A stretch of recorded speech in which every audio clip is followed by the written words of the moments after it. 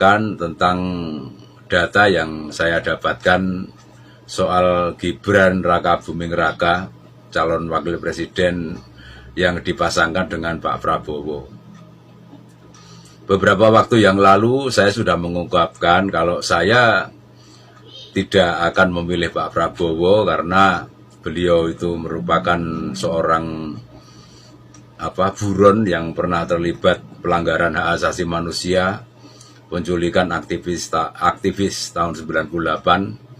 Beliau juga ketika dipercaya menjadi Menteri Pertahanan tidak berprestasi bagus, dipercaya untuk mengelola food estate, tapi food estate-nya gagal, malah keinginannya untuk belanja triliunan rupiah untuk pembelian alat-alat militer yang ditolak oleh presiden juga begitu. Terus visi dan misi Pak Prabowo menjadi presiden lucu, ngasih makan gratis, susu gratis. Ya ngasih pekerjaan gitu loh, biar orang itu bisa mendapatkan penghasilan. Nah, andalan kok ngasih makan gratis, ini konyol ini. Nah, untuk yang Gibran ini saya dapati tentang rekam jejaknya. Sebelum menjadi wali kota Solo, Gibran ini menjadi pengusaha bersama-sama dengan Kaesang. Wah, ini kalau anaknya presiden tentunya kan usahanya besar dan luas gitu. Yang pertama itu saya lihat ada usaha bikin kedai kopi, namanya Ternak Kopi. Dan itu dikabarkan berkembang sampai 40 cabang. Tapi kemudian pada tahun 2022 itu ada wawancara yang menyebutkan ketika Gibran menjadi wali kota dan diserahkan kepada Kaesang, bisnis Ternak Kopi ini tidak jalan. Ada lagi bisnis tentang makanan ringan, keripik begitu. Ini juga tidak jalan. Sudah katanya sukses, booming kemana-mana, tapi ternyata harus bangkrut. Nah ini kan kalau pengusaha sudah modal banyak terus bangkrut, ini kan rugi terus.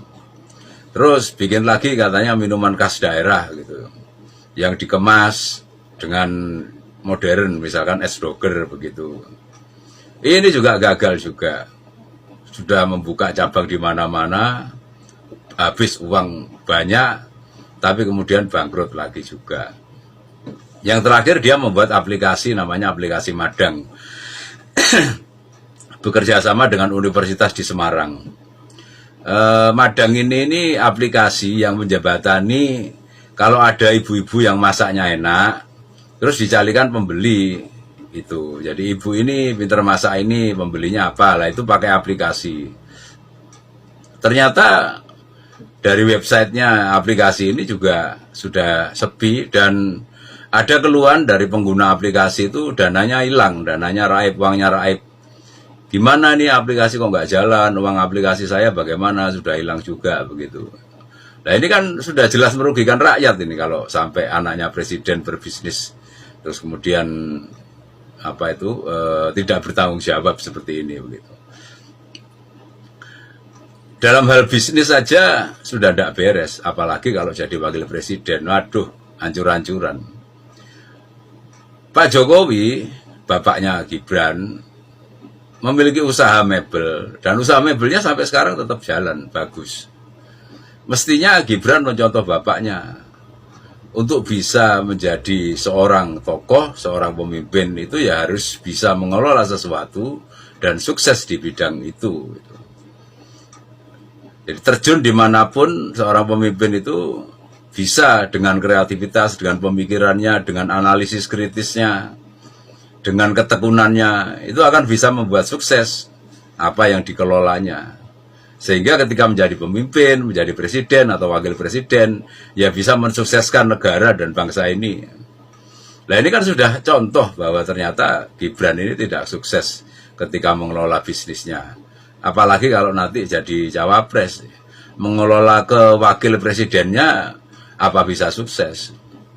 Ini kan juga kemarin sungguh-sungguh bener-bener error ya. Maksudnya pada saat ulang tahun Golkar yang pada saat itu partai yang menjadikan Gibran juga nggak datang begitu. Ini kayak nggak karu-karuan gitu loh tindakannya Gibran, nggak jelas gitu loh. Nah kalau awal-awal ini nggak jelas ya Indonesia akan jadi negara yang nggak jelas juga kalau wakil presidennya seperti ini.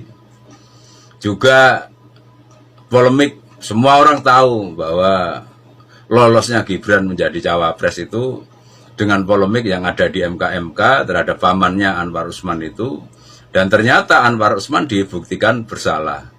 Tapi ya namanya permainan konstitusi ya, permainan hukum, Gibran tetap dianggap lolos, layak untuk jadi cawapres walaupun prosesnya itu cacat.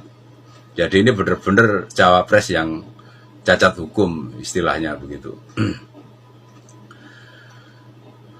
Ini saya secara spiritual mengajak teman-teman untuk meninjau bagaimana teman-teman nanti membesarkan anak-anaknya.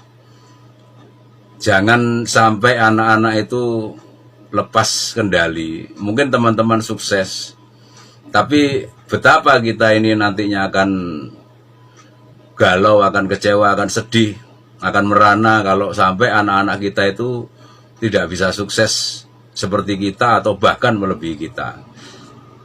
Sukses itu tergantung pendidikannya. Ini sudah jelas-jelas dari Gibran dan Kaesang ini, Pak Jokowi sudah tidak bisa sukses mendidik anaknya ya.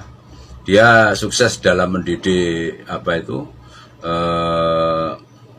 pendidikan yang mungkin dia bisa menyekolahkan oke gitu. Tapi moral dan mentalnya dia kurang mengisi dengan bagus. Ini jelas Gibran ini menjadi pengkhianat PDI, dia mencacati cacat hukumnya konstitusi, begitu itu anaknya presiden kayak gini. Ini anak itu misalkan anak saya terus saya malu loh anak saya kayak gitu itu. Terus kemudian Kaesang juga begitu. Dia masuk di PSI, silahkan masuk di PSI, tapi terus kemudian ujuk-ujuk jadi ketua PSI begitu. Ini jelas-jelas dia jadi ketua karena presiden itu pastinya kalau orang itu memiliki jiwa besar dia akan menolak gitu. Jadikan saya ketua karena kemampuan saya, bukan karena saya anaknya presiden, mestinya begitu. Pertimbangkan apakah memang saya ini kemampuan belum terbukti ujuk-ujuk jadi ketua. Partai PSI juga nggak bagus amat, 0,9% saja untuk prosentasenya.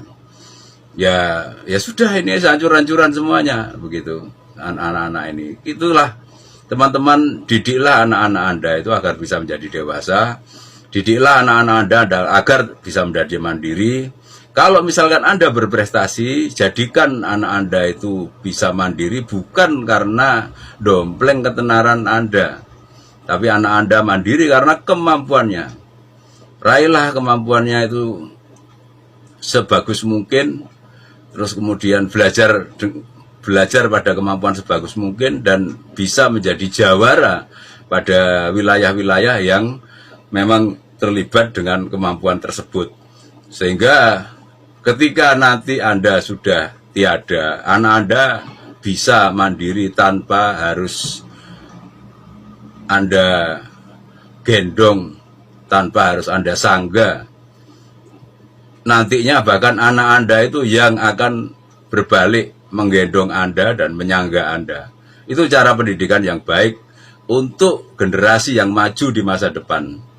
Jangan sampai generasi ini menjadi mundur. Gibran dan Kaesang itu merupakan contoh yang buruk mendidik generasi yang akhirnya mengarahkan ini menjadi generasi mundur. Coba ya nanti kalau Pak Jokowi sudah tidak menjabat, Gibran dan Kaesang ini hancur-hancuran. Buktikan saja omongan saya.